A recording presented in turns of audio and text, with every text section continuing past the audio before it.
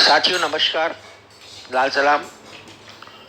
मैं आज आपके समक्ष मौसमी बीमारियों को लेकर, उससे उत्पन्न होने वाली समस्याओं को लेकर आपके समक्ष लाइव आ रहा हूं। जब भी हम किसानी का जिक्र करते हैं, पानी का जिक्र करते हैं, तो स्वच्छ पानी का सवाल हमारे जहन में उतर जाता है। आज देश के अंदर हर जगह बारिश हो रही है, इकट्ठा हो रहा है। गांवों में, शहरों के अंदर स्वच्छ पानी की सप्लाई बिल्कुल डगमगा सी गई है। और जहां तक गांवों का प्रश्न है, वहां पर जितने भी पानी स्वच्छ करने के संयंत्र लगे हुए हैं, जिनको हम GLR ऑपरेटर्स कहते हैं, वो सब ब्लॉक हो चुके हैं।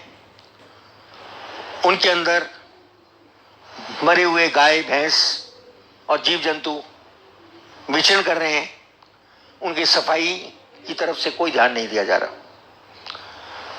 साथियों, जब ऐसी विकट समस्या पानी के संबंधित उत्पन्न हो जाती है और पानी इन जानवरों से, नहरों में आने वाले केमिकल युक्त फैक्ट्रियों के पानी से प्रदूषित हो जाता है, तो जनमानस के अंदर नए नए प्रकार की बीमारियां जन्म लेती हैं। और इस माह के अंदर सबसे ज्यादा मौसमी बीमारियों का जन्म होता है। मौसमी बीमारियों के अंदर मलेरिया, टाइफाइड, हैजा, जॉन्डिस, आंत्रशोथ, डेंगू जैसी बीमारियां जन्म लेती हैं। और जो एक व्यापक रूप के अंदर पूरे गांव को, पूरे उस क्षेत्र को जहां पर उस पानी की स्वच्छ सप्लाई नहीं है, उसको प्रभावित करती हैं, जिससे आम जनमानस प्रभावित होता है। साथियों, गांव के अंदर जो पानी के स्वच्छ करने के संयंत्र हैं, जिसको हम अपने स्तर के ऊपर अपने गांव के ग्राम सेवकों के या ग्राम जो वीडियो निर्वाचित हैं या एडमिनिस्ट्रेटिव शाखाएं हैं, उनको कहकर स्वच्छ कर सकते हैं, उनको साफ करवा सकते हैं और गांव को पीने का पानी स्वच्छ रूप से हम दे सकते हैं, वो हमको तुरंत इस समय में सार्थक कदम उठाने चाहिए। अन्यथा मौसमी बीमारियां एक भयंकर रूप ले लेंगी, जिससे एक महामारी का प्रयोग इन दिनों के अंदर जन्म ले लेगा। मैं आप सभी को ये बता देना चाहता हूं कि कोविड-19 के युग के अंदर डेंगू साथ साथ जन्म लेता जा रहा है। और ये दोनों बीमारियां इस प्रकार की हैं जिससे शरीर के अंदर जो श्वेत कणिकाएं होती हैं और रक्त सेल जो होते हैं, वो दोनों का नितांत अभाव हो जाता है, क्योंकि ये इनका भक्षण कर लेती हैं। ऐसी स्थिति के अंदर अनीमिया और शरीर के अंदर प्रतिरोध क्षमता दोनों ही कम हो जाती है।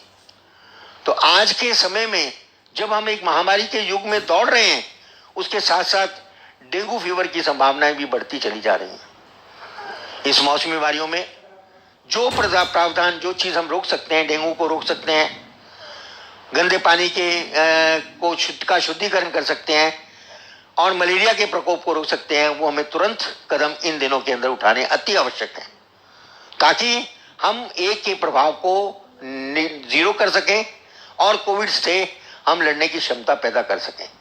जब हमारे शरीर के अंदर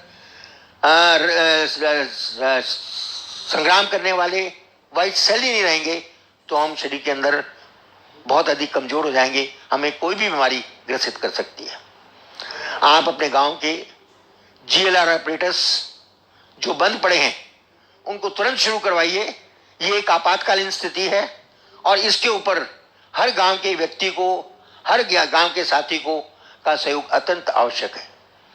यही नहीं, इसी प्रपंच के अंदर की गंगानगर जिला, जहां पर नहरों के अंदर विषाक्त पानी फैक्ट्रियों से, चमड़े की फैक्ट्रियों से अभी भी पंजाब के द्वारा मिलाया जा रहा है, जो आर्सेनिक कंपाउंड रखता है, जिससे हमारे लिवर और पैंक्रियाज डैमेज हो जाते हैं, उनको भी तुरंत रुकवाना बहुत जरूरी है। हमने अभी तक रैली प्रदर्शनों के अंदर इस पानी को रुकवाने की मांग को रखा और लगातार 1 साल से इस मांग को हम रखते जा रहे हैं, परंतु अभी भी किसी प्रकार का एक्शन पंजाब के खिलाफ नहीं लिया गया, वहां की फैक्ट्रियों के खिलाफ नहीं लिया गया। अदालतों ने उनके खिलाफ नोटिफिकेशन जारी कर दिया, तब भी अभी तक कोई भी मापदंड यूज नहीं किया जा रहा है। हमें इस स्तर के ऊपर भी मेरी आज के युवा लोगों को, मेरे आज के साथियों को, मेरे आज के प्रबुद्ध बुद्धिजीवी वर्ग को इन मामलों को उठाना है। जो कोर्ट के डिसीजन दिए गए हैं उनको तुरंत लागू भी करवाना है। यही नहीं साथियों, आज हमारे क्षेत्र के अंदर हैवी पेस्टिसाइड का प्रयोग हो रहा है। Arsenic compound, organophosphorus compound large amount के अंदर स्प्रे किए जा रहे हैं, और वो लार्ज अमाउंट के अंदर किए गए स्प्रे आज हमारे छोटे छोटे बच्चों के फेफड़ों में जाकर निमोनिया पैदा कर रहे हैं और माताओं को ग्रसित कर रहे हैं। जो दूध है माताओं के स्तन से आने वाला, वो प्रदूषित होता जा रहा है। देश के अंदर कैंसर की बीमारियां बढ़ रही हैं, संक्रामक रोग बढ़ते चले जा रहे हैं, और एक नई बीमारी जन्म ले रही है जिसे कहते हैं वायरस की बीमारी, विषाणुओं की बीमारी। क्या हम आज इस बढ़ते हुए पेस्टिसाइड के प्रयोग को रोक पाएंगे? ये सभी ज्वलंत मुद्दे आज हमारे सामने एक युद्ध के रूप में खड़े हैं। ये जन चेतना के आधार पर, हमारी अलर्टनेस के आधार पर ही हम इसको लड़ने में सार्थक हो सकते हैं।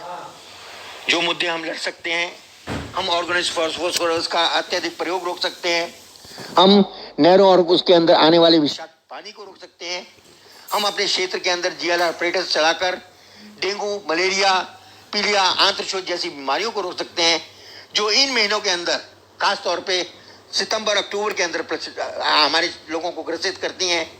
इसके प्रति हम एक सजग आत्म देश के प्रहरी के रूप में युद्ध कर सकते हैं। हमें निश्चित तौर पर इन बीमारियों को रोकना है, तभी हम अपने देश को, अपनी जाति को, अपने समुदाय को और उनके हितों की रक्षा को कर पाएंगे। मैं आज आप सभी से आशा रखता हूं कि जब हम किसान के बारे में बात करते हैं, किसान के हितों के बारे में बात करते हैं, तो पानी की बात उठती है। पानी की बात करते हैं तो स्वच्छ पानी का मसला आता है, और एक शिक्षा और उनके स्वास्थ्य का मसला आता है। तो एक दूसरे से सब चीजें जुड़ी हुई हैं। इन सभी जुड़ी हुई चीजों का निदान तभी